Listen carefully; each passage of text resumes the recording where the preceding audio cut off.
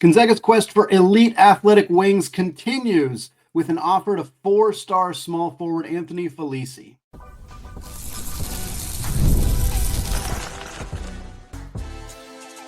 You are Locked On Zags, your daily podcast on the Gonzaga Bulldogs. Part of the Locked On Podcast Network, your team every day.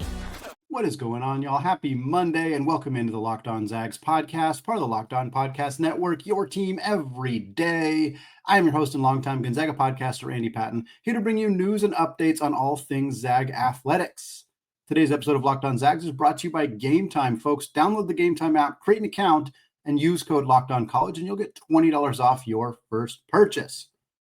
Well, a programming note here before we get into today's show. It is officially August, which means for the next 6 weeks or so until mid-September, Locked On Zags will be operating 3 times a week as opposed to our typical 5 times per week. Still plenty of content coming your way, so stick with us. Hit that subscribe button on YouTube if you haven't done so yet as a way to get notified every time there is a new show. A pair of Zags from Gonzaga's 2017 National Championship team have found new homes. We'll talk about that in the second segment. We also got some mailbag questions to get to close out the show, primarily around conference realignment. All that coming up. But first, we have another recruiting target for Mark Few and the Zags that we're going to discuss here on today's show. Gonzaga made an offer to a 4-star wing in the 2026 class. That is Anthony Felesi. Felesi is a 6'5" wing from Hurricane, Utah, playing at Utah Prep, the same high school that had AJ Dibansa, who is now at BYU. It also had JJ Mandikit. JJ and AJ got a little confusing there. Mandikit is now a freshman or an incoming freshman at Washington.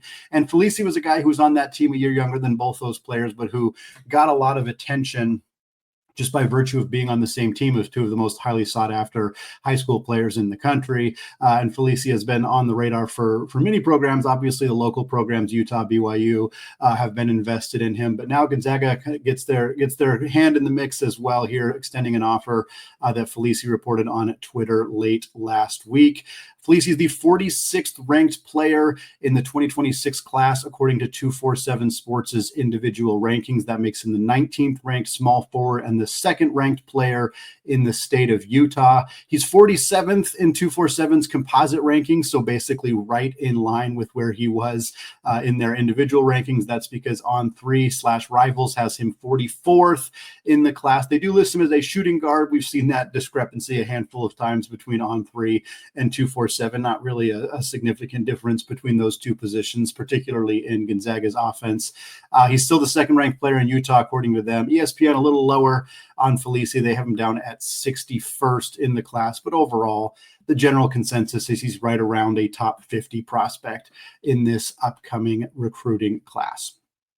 Lots of attention, lots of offers for Felesi, although he has not taken a single official visit as of yet. Again, for those of you who have listened to many of these recruiting shows over the last 2 weeks or so, it's been a common talking point on the show. The lack of urgency that we have seen from the 2026 recruiting class with regards to visits and commitments and top 5, top 3, top lists, whatever it may be. We just haven't seen a lot of that. And again, the timing of the House settlement likely a huge factor in that conversation as recruits are waiting to see what kind of offers they can get from programs financially. And these programs are maybe a little bit less willing to offer large amounts of money to future recruits as they kind of wait to see how much is this House settlement and these new NIL rules and the third-party NIL deals, how much that's going to alter these programs' ability to make future promises financially. And so these players are understandably a bit more hesitant to commit to programs that maybe can't commit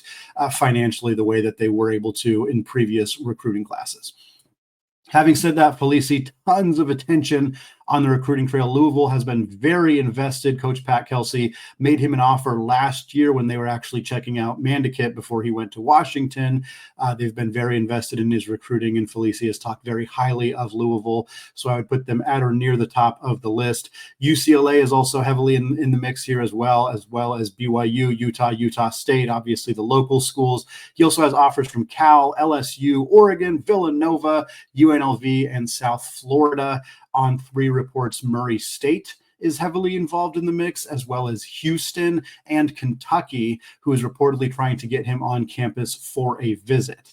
So I would imagine Louisville, UCLA, Houston, Kentucky, BYU, probably the big players here. He's LDS. He's from near Provo, so BYU, of course, makes sense, especially with Dibansa going there. Louisville's been involved for a while. Kentucky loves him, wants to get him on campus. Houston has been a huge player on the recruiting trail recently, and UCLA very much in the mix here. And looking at the scouting reports for Felesi, watching the tape, I can kind of see why Houston and UCLA in particular are very invested here, because he's this very athletic wing who's a dog defensively. And I think that really makes sense for Mick Cronin and Kelvin Sampson's team. And it also continues to jive with Gonzaga's recent recruiting trend, which is going after these uber athletic wings, players that typically have not committed to Gonzaga out of high school. Gonzaga has had athletic wings. Caleb Battle last year was an athletic wing. This year, Tyon Grant Foster will fill that role. They've had many others as well, but most of them come via the transfer portal. It's pretty rare for Gonzaga to land like super athletic, scoring, defensive focused 2s or 3s out of the high school ranks. They just haven't done a lot of that. Hunter Salas would be a recent example, but of course that didn't exactly work the way Gonzaga wanted it to work, as he spent 2 years in Spokane before transferring and blossoming at Wake Forest. So I think it continues to be notable that Gonzaga is going after players, making offers. I mean, the number of kind of 6'5", 6'7" type wings who are 4 stars in this 2026 class. I mean, gosh, it feels like Gonzaga's offered nearly every single one of those players. You talk about a Cameron Holmes fits that mix. Bo Ogden is more of a shooter, but he fits the mix in terms of his size. J-Rob Croy, Hurley Brutus, all fit that mix. 2027 class, you have Gene Roebuck, you have Baba Alatatoon. Obviously in 26, you also have Tyron Stokes, the number 1 ranked player in the class, kind of fitting that bill as well.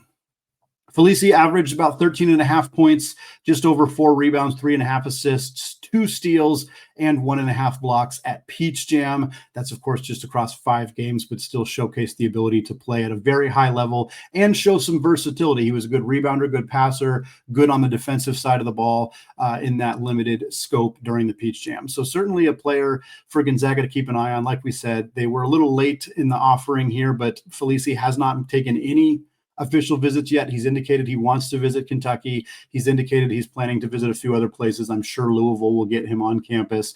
I wouldn't be surprised if UCLA gets him on campus. BYU, since it's so close, will probably get him on campus, but we'll get a better sense of how invested Gonzaga is if they can pull an opportunity to get Felesi out to Spokane, get him on campus in that spot. If not, it's still worth offering players like this that you like, that you think have an opportunity to impact your program, even if he's already being heavily pursued by some other players. And again, Gonzaga is so invested, they're going to get some combinations players out of this 2026 class. Right now, they are on the top list for Ikenna Elozi. They are on the top list for Bo Ogden. They are on the top list for Sam Funches. They're going to have Tyron Stokes on campus for a visit, and they're working on getting some other visits and stuff set up with some of these guys as well. So they're not going to come out of this class completely empty-handed, but right now it's a little hard to say who actually is going to make it because of how slow-moving the top candidates in this 2026 class have been in terms of making their commitments on the recruiting trail. Well, folks, a pair of players from Gonzaga's 2017 National Championship runner-up squad found some new homes over the weekend. One still as an active player, one in the coaching world. We're going to talk about that coming up here in just a second. But first, folks, it's time to fuel up and turn it up with 5 Hour Energy's Transfusion. It brings the bold grape, ginger, and lime flavor of your favorite golf drink, minus the alcohol, into a quick and refreshing, energizing shot.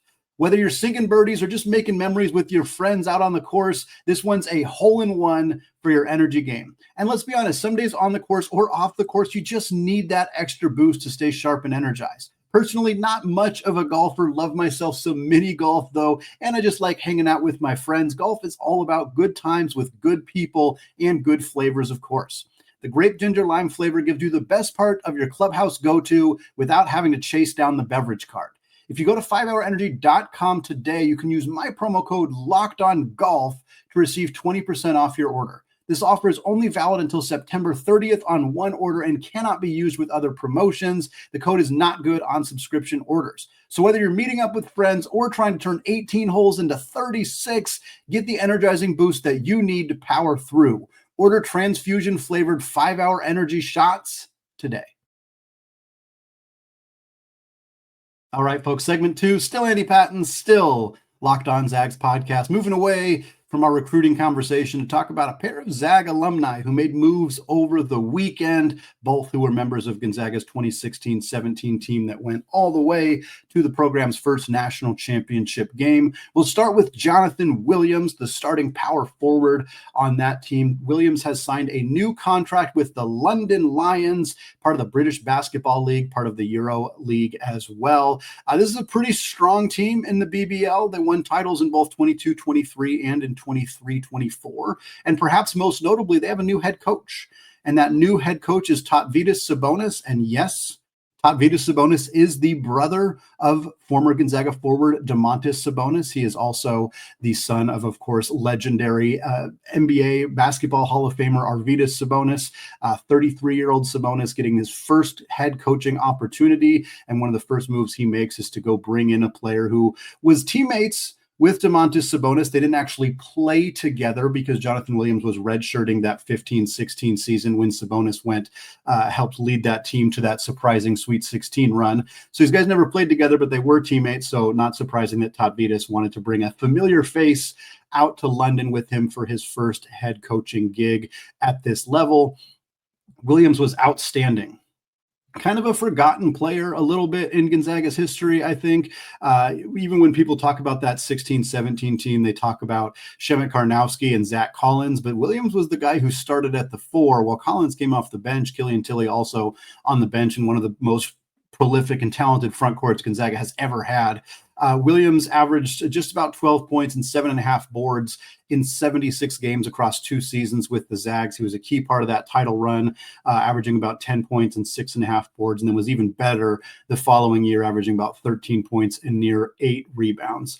After Williams left Gonzaga, he did play briefly in the NBA, 39 games in the league with across 2 seasons. He played 24 games with the Lakers in the 18-19 season, and then 15 games with the Wizards in the 19-20 season. He also played 51 games in the G League with the South Bay Lakers, the affiliate of the Los Angeles Lakers, of course, and the Capital City Go-Go's, the affiliate of the Washington Wizards. Williams also been very well traveled internationally in addition to his NBA and G League professional career. He spent some time in Israel, Turkey, Germany, Italy, and Japan. So all over the globe for Jay Will now as he heads to Britain to play for this London Lions team. Williams was actually teammates with Jeremy Jones, who we just spoke about very recently on the podcast as well. They were teammates together on the Toyotsu Eagles in the 22-23 season. It's always fun to see former Zags be teammates together somewhere all the way across the country or world. It's very fun to see those guys get those opportunities to reconnect and reunite. So it's very fun to see that happen for Williams. Last year, Williams was also in Japan. This time he was with the Chiba Jets, and in 17 games with the Jets, he averaged about 12 points and 9 boards. Nice to see him getting an opportunity to play for a club in London and play for somebody tangentially related to the Zags in Domantas Sabonis' brother, Tautvydas. Well, again, we mentioned another player from that 2016-17 team making moves. That would be Rem Bakamus. Of course, Rem is making moves in the coaching ranks, not in the playing ranks. Rem is leaving Arizona after 4 years as an assistant coach / director of player personnel for Tommy Lloyd and the Arizona Wildcats. Rem is now leaving to go to another school in the Big 12. That would be the Texas Tech Red Raiders. Coach Grant McCasland snatching up a big-time young coach prodigy from another Big 12 school. Rem spent 5 years at Gonzaga as a walk-on from 2012 to 2017. He left Gonzaga after that national championship run and then became a graduate assistant at Baylor. He was at Baylor for 4 years, which included being on the sideline when Baylor beat Gonzaga in the national championship in the 2020-21 season. After after his 4 years as a GA at Baylor, he went to Arizona to join Tommy Lloyd after Lloyd left Gonzaga to take that head coaching job at Arizona. Rem's first role with the Wildcats was as the director of player development, a role he held for 3 years with Arizona before he was finally elevated to an assistant coach this past season. So last year was actually his first year officially labeled as an assistant coach at the college level with that Arizona team. And then after this year, now he announces on, I believe it was on Saturday or on Friday, that he made the announcement that he is leaving Arizona to go join the Red Raiders of Texas Tech and coach Grant McCasland. Third different Big 12 school for Rem as he goes Baylor, Arizona, Texas Tech. Obviously, Gonzaga had been in those rumors as a Big 12 school, but what an accomplishment for Rem at this point in his career to have already spent time with Mark Few. He didn't technically work under Mark Few, but certainly learned quite a bit from Coach Few, to then have spent 4 years working with Scott Drew, to then spend 4 years working for Tommy Lloyd, and to now go to a Texas Tech program under Coach Grant McCasland, who, by the way, was at Baylor as well. So there's a connection there. Rem uses his connection with Tommy Lloyd from his Gonzaga days to get the Arizona job, now uses a connection with Grant McCasland from his Baylor days to get this Texas Tech job. It's all about who you know, and Rem has made a lot of tremendous connections in his coaching career already, and now gets an opportunity to help shape a very good Red Raiders team that returns JT Toppin, that has some really talented pieces on the roster. They bring in some WCC guys. Tyree Bryan comes over from Santa Clara. Lawan Watts comes over from Washington State. This Texas Tech team is going to be very good next year, and Rem's going to be a fun part of that group. By the way, Rem is the son of a coaching legend, Bill Bakamus. His father was a long-time high school head coach in the state of Washington, is in the state's Hall of Fame, and is one of, I think, the third most wins in Washington high school basketball history. So Rem well on his way to following in his father's footsteps by making a tremendous career out of being a head coach, or at least a coach in the basketball world. Rem is not the only Zag in the college coaching space. I always like giving a shout out to these guys whenever we get the opportunity to do so. Hopefully I did not miss anybody. If you think I missed somebody, let me know in the comments. But a lot of former Gonzaga players who are at the college coaching level, among them Gary Bell, who is the associate head coach for Northern Arizona, the Lumberjacks. We've had Gary on the show a couple of times. Looking forward to having him on again, as he has helped build a fun offensive team for NAU. Eric McClellan is entering his second year as a graduate assistant at Florida Atlantic under Coach John Jackas, who was briefly at Gonzaga and also spent some time at Baylor as well. Shemek Karnowski has been a graduate assistant at Arizona. There was a reunion. Shem and Rem, Shrek and Donkey together again for Arizona and Coach Tommy Lloyd. Now that Rem moves on, it still looks like Shem is going to be a part of that Arizona front court developmental system for the next season as a GA. Zach Norvell, of course, at Gonzaga as an assistant coach these days as well. And of course, a pair of other former Gonzaga players, Stephen Gentry and Brian Michelson, also on Gonzaga's staff in the assistant coaching space. Obviously, there are many others coaching at the high school ranks or coaching elsewhere, but I believe that is all the Gonzaga former players who are coaching in the college space at this time. Again, if you think I'm missing somebody, please let me know. But always fun to give those guys a highlight and see how many people have come out of Mark Few's coaching tree, not just as assistant coaches who've moved on to other gigs like Leon Rice or Tommy Lloyd or Roger Powell, but also to see those players who move into the coaching world after their time at Gonzaga is over. Well, we got some realignment questions to close out the show. Could Montana or Montana State still be an option for the Pac-12? Plus, what BYU's glow up could mean for Gonzaga as they get ready to join the Pac-12. All that coming up here in just a second. But first, folks, you ever decided at the last minute, I want to head out to the ballpark today and hang out with my friends? Maybe it's game day. You suddenly realize, I'd just rather be in the stands today. That's exactly where Gametime comes in. It's the easiest way to grab last-minute tickets without all the stress. And with the money that you save on tickets, you can splurge on food, drinks, merch, even invite a bigger group of friends to come with you. Gametime makes all of that possible.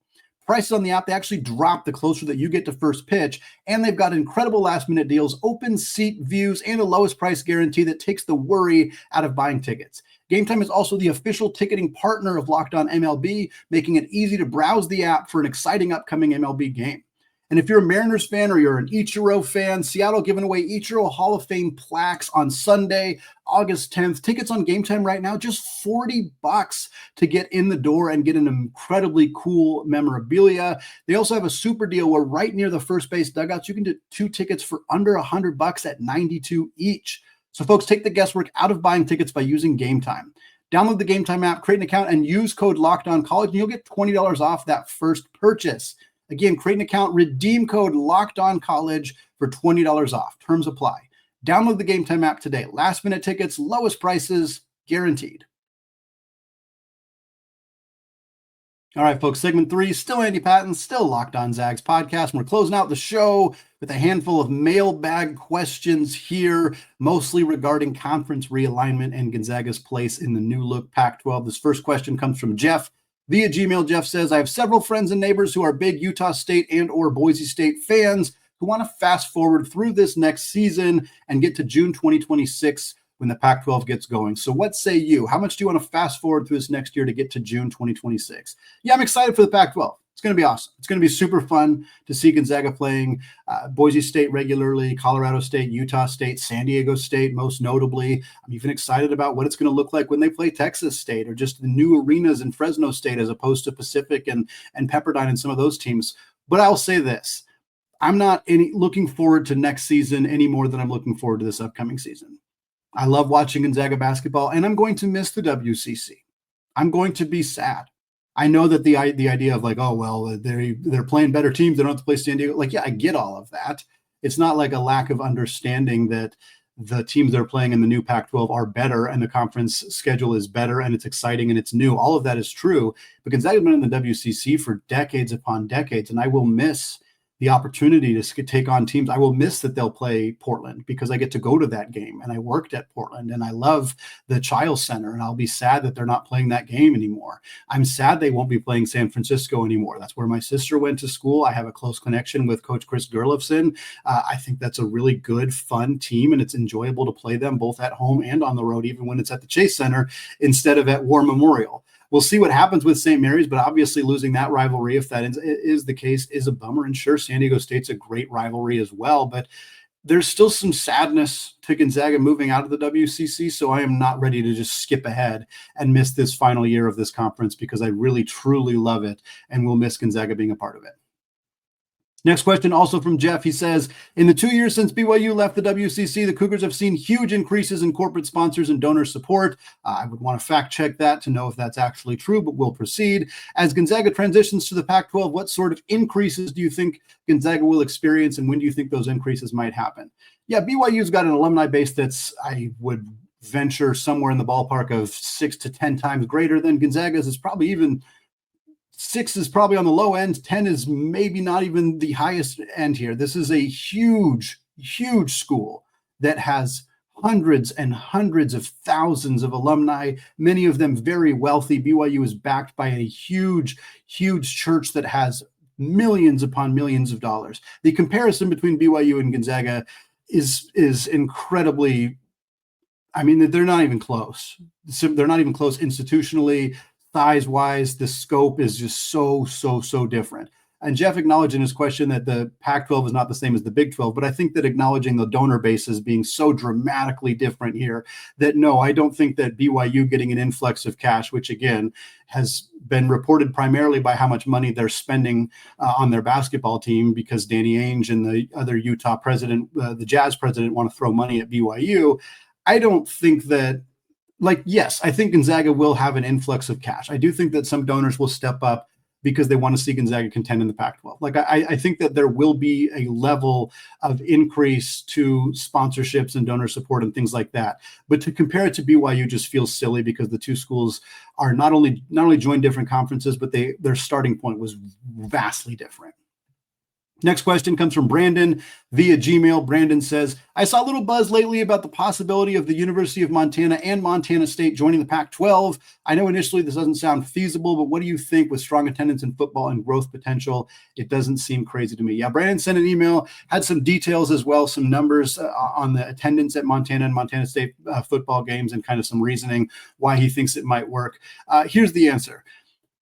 These very, very, very slight, remote, less than point something percent chance that the Pac-12 does anything with Montana and Montana State would be as football only. There is less than 0% chance, effectively, that they would consider adding them as full members, as members with the rest of their sports. It would be a colossally bad decision by the Pac-12 to bring in Montana and Montana State in all sports. It would so severely take down the quality of competition in all of those other sports for virtually no obvious gain. It makes zero sense to do. And that's not me trying to trash those programs, but they are not competitive financially. They are not competitive resource-wise in any way, shape, or form with the schools in the Pac-12. Montana and Montana State would be dramatically far behind in terms of having enough facilities, having enough athletic trainers, strength staff, academic staff, being able to afford travel. Like, it makes no sense. As football only members, it could make sense, but jumping from FCS straight to the Pac-12, which is trying to put themselves in the conversation as the best non-power conference in college football. That is their goal. They want to be, they really want to be a power conference, but that's not really going to happen. Frankly, it's more likely there's 2 power conferences than 5. And if you consider there are 4 power conferences right now, then the Pac-12 wants to position themselves to be the 5th best conference. Adding Montana and Montana State does not help with that. They are good FCS football programs. They would not come in and immediately compete at a level worthy of adding them on the football side of things. It would not happen. Yes, they have good attendance. They have eager fan bases who want to see these teams succeed. That is not enough to bring them into a conference that is trying desperately to be that top 5 conference in college football. Montana and Montana State would drag that down and are not worth adding, even with the amount of money and the amount of fan base that they have at this point. It just does not make sense. I think that if they wanted to move from FCS to FBS, they could move into maybe the Mountain West. Maybe the Mountain West would be willing to take them. I think they'd probably grab the Dakotas before they would grab Montana, Montana State. But like the Big West, I think could do it. But the jumping straight to the Pac-12 is not going to happen for the Montana schools, nor should it for where this conference wants to be at this point. Final question of the show comes from Jeff. Jeff says, when you look at the 5 sports the Pac-12 will sponsor that Gonzaga currently does not field, which ones do you think Gonzaga would be most likely to add in the next, say, 3 to 4 years? None by a long shot. Like, I know that's kind of a crappy cop-out answer, but if the choice is the field, every one of those 5 sports, or Gonzaga not adding any sports, it's not adding any sports by a lot. I don't see a reality where very many college programs at the D1 level are adding sports in the near future. I think it's extremely unlikely to happen because these programs now have an amount of money they can try to raise that they can spend directly on their student athletes. Adding more sports, all it does to those programs is spread the money out a little bit thinner.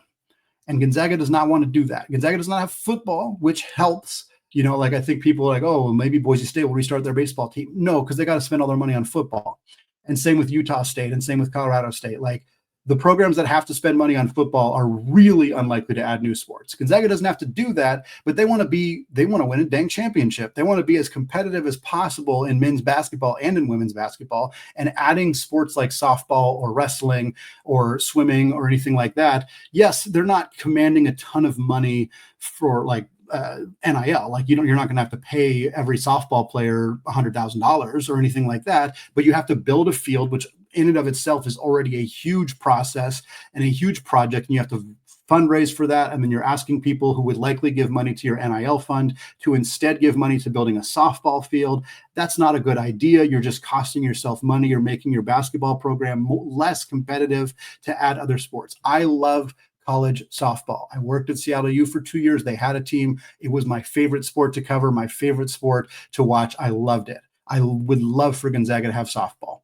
At this point, it makes very, very little sense for the program to consider adding it unless they get funding directly for it that they cannot use for any other reason, or if like the Pac-12 wants to supplement them starting a softball team, some unrealistic, unlikely situation like that emerges, maybe you make a move. But ultimately, Gonzaga is not in a position, no D1 programs are in a position to add sports right now. It's part of the problem. Olympic sports are in trouble.